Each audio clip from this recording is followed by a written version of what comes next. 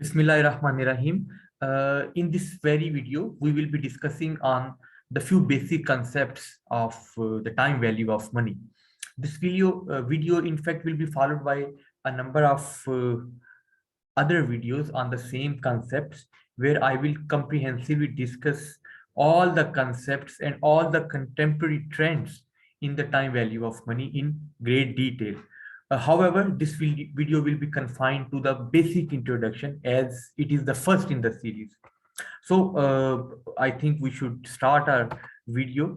अब पहला जो हम टाइम वैल्यू ऑफ मनी में basically theoretic concepts I will clarify you, और दो शॉर्ट न्यूमेरिकल्स भी आपको इसमें करवाए जाएंगे. Time value of money basically TVM है क्या? Is the concept that money available at the present time is worth more than the identical sum which is due to its potential earning capacity.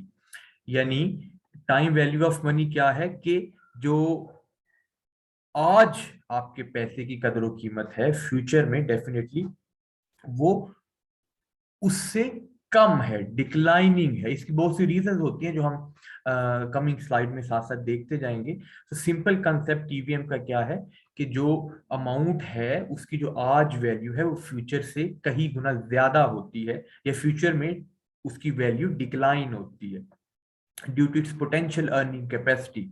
आप जितनी earning आपके, let suppose for example, if I give you an example, there are several reasons why money declines. Okay, we will discuss these reasons one by one here in this slide. इसमें जैसे वो बता रहा है,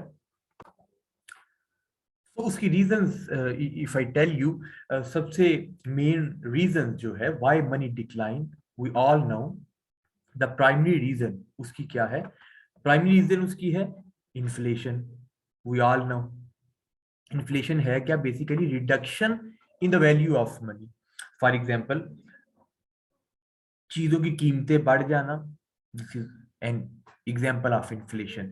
इसकी दूसरी side अगर आप देखें तो व्हाट इज हैपनिंग, अमाउंट की जो the value in the amount of money, या the value of money is reducing. For example, जो चीज आज 50 रुपए की है वो आज से 10 साल पहले 20 रुपए की थी, तो 50 रुपए की वैल्यू डिक्लाइन होकर 20 तक. तो ये बेसिकली एक तो कीमतें बढ़ रही हैं इन्फ्लेशन में, दूसरा declining in the value of money. फिर risk involve in delayed receipts of cash और फाइनेंशियल ट्रांजैक्शन.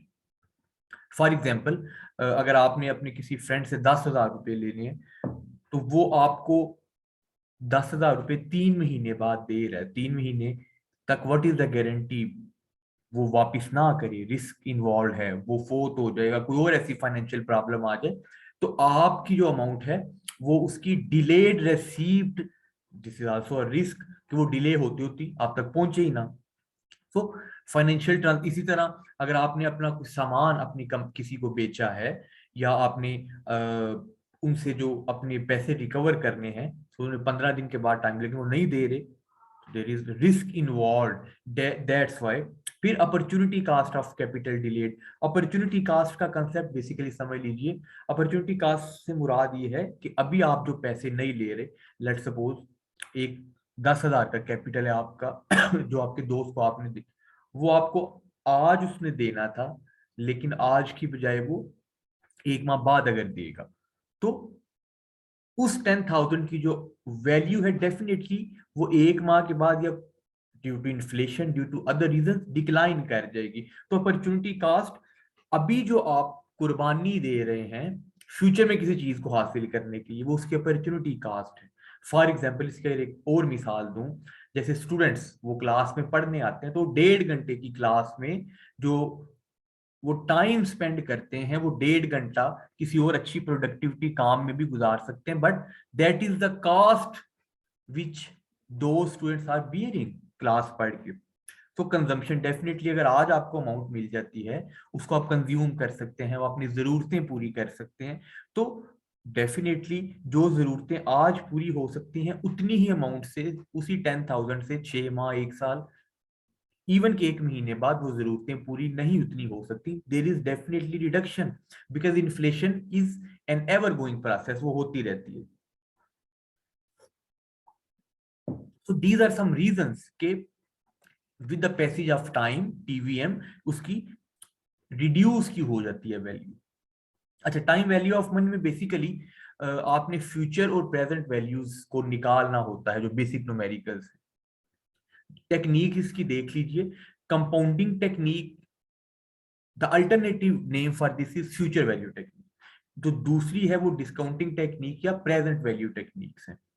इन दोनों के फॉर्मूलाज में स्लाइड सा डिफरेंस है, but we will be having practical illustration of those two techniques as well in the preceding videos. जो compounding technique है उसमें हमने फ्यूचर वैल्यू ऑफ मनी निकालनी होती है, हमें प्रेजेंट वैल्यू पता है, फ्यूचर वैल्यू निकालनी है। फॉर एग्जाम्पल, एक बंदे ने आज आपको 10,000 रुपीज या 1 लाख रुपीज देने थे, वो 6 माह बाद दे रहा है, तो उसको कितने देने चाहिए असूली तौर पे? उसको with the passage of time value तो कम हुई, उसको कुछ ज्यादा उससे ऊपर देने चाहिए। ठीक है, वो 1 लाख अगर 1 साल के बाद दे रहा है, तो उसको वो अमाउंट जो उसने ऊपर देनी है वो फ्यूचर वैल्यू कैलकुलेट की जाती है। कंपाउंडिंग टेक्निक वो कैलकुलेट की कैसे जाती है कि 1 लाख प्लस जो आपका, आप उसे इंटरेस्ट कह लीजिए या कोई और ऐसे जो एक्स्ट्रा अमाउंट उसने देनी है, जो पैसे में कमी आई 1 साल, उसको उसके बिहाफ पे। ठीक है जी, फ्यूचर वैल्यू निकालिए। दूसरी डिस्काउंटिंग टेक्निक, डिस्काउंटिंग टेक्निक में बेसिकली आपको फ्यूचर वैल्यू पता होता है, आपने प्रेजेंट वैल्यू निकालनी है। फॉर एग्जांपल,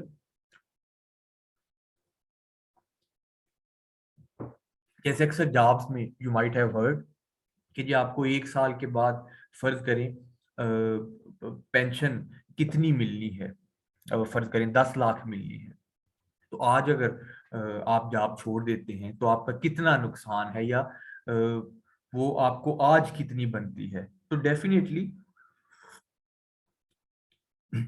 इसमें हमें फ्यूचर की वैल्यू गिवन होगी, और हमने ये देखना, इसके आगे जब हम मिसाल देखते हैं तो you will easily understand the difference between the both. Present value क्या है जी? Stands for the value of the money in today's term, आज। Future value stand for the amount of cash received in future, जो आपको future में receive होगा। R क्या है? Is the discount rate r the speed at which decline in value is happening. पैसा कितनी तेजी के साथ अगर आपको फ्यूचर में मिल रहा है तो उसकी वैल्यू डिक्लाइन कितनी तेजी से हो रही है, ताकि अगर आपने किसी को 1 लाख आज दिया है, 1 साल बाद लेना है, तो जिस अमाउंट से वो पैसा नीचे आ रहा है उतना ही आप ऐड करेंगे, ताकि वो आपको उसका ओवरऑल नुकसान ना हो। So t is the time period in which future value और कैश इज रिसीव, 1 साल, 2 साल, 6 माह, 1 माह। तो हम इसको न्यूमेरिकल के थ्रू भी देख लेते हैं। बेसिक फार्मूला है फ्यूचर वैल्यू और प्रेजेंट वैल्यू को कैलकुलेट करने के लिए जी। Yes, this one.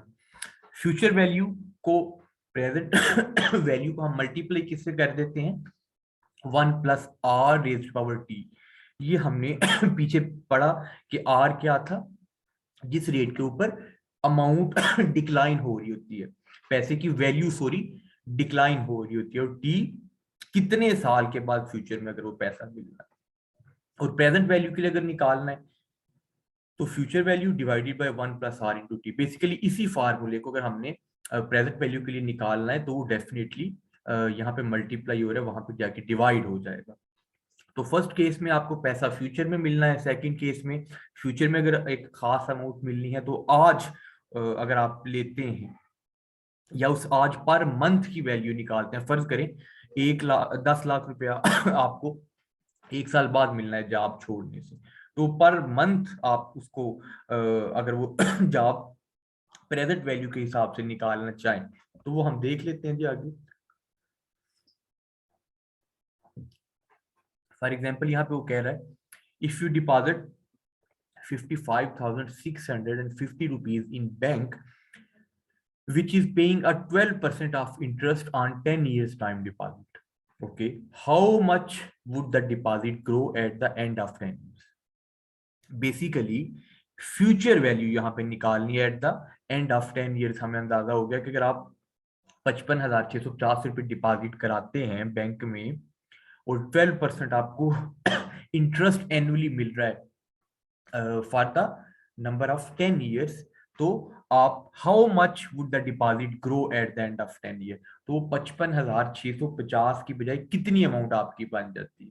तो बेसिकली हर साल का हम देख लेंगे और उनको ऐड कर देंगे। हमारे पास आर की वैल्यू भी और टी भी हमें पता है 10।